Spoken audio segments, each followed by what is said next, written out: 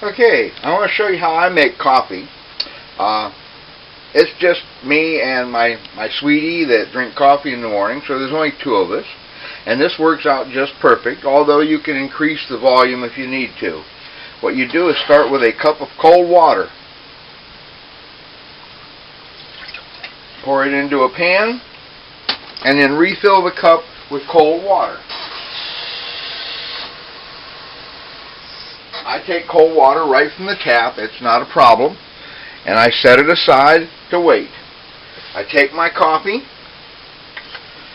and for 2 cups, I put in 2 level tablespoons full of coffee. 1,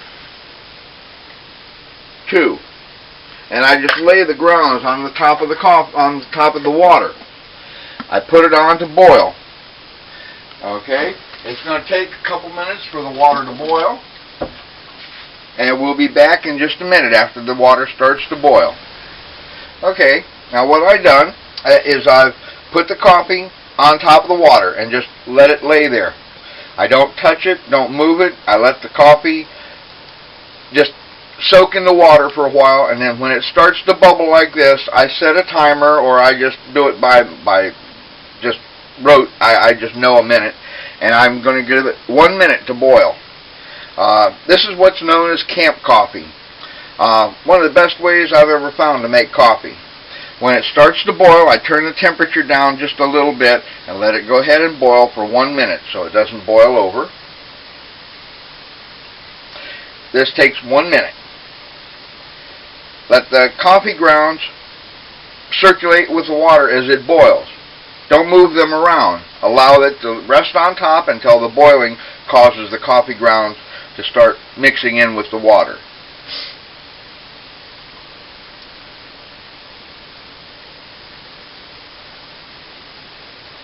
You can see how it swirls in the water as it boils. Give it 1 full minute. Now, if you would like to eliminate as many grounds from it as possible, you can pour it through a coffee filter, like one of the paper filters or whatever you'd like.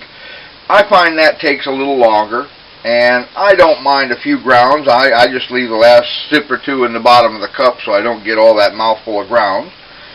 But after 1 full minute of boiling, I take it, remove it from the heat,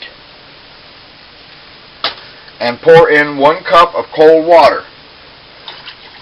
That helps the grounds to settle. Now that the grounds are settled, I take a tea strainer or a coffee filter, and I pour the coffee through the tea strainer or the coffee filter to remove as many grounds as I can until I have a full cup of coffee. And then I just have 2 cups of coffee here. That most of the grounds, as you see, have settled to the bottom and are caught in the tea strainer. And now you have 2 cups of coffee, which are very close. One of them, my girlfriend is going to be putting some cream and sugar in. I like mine black. It doesn't always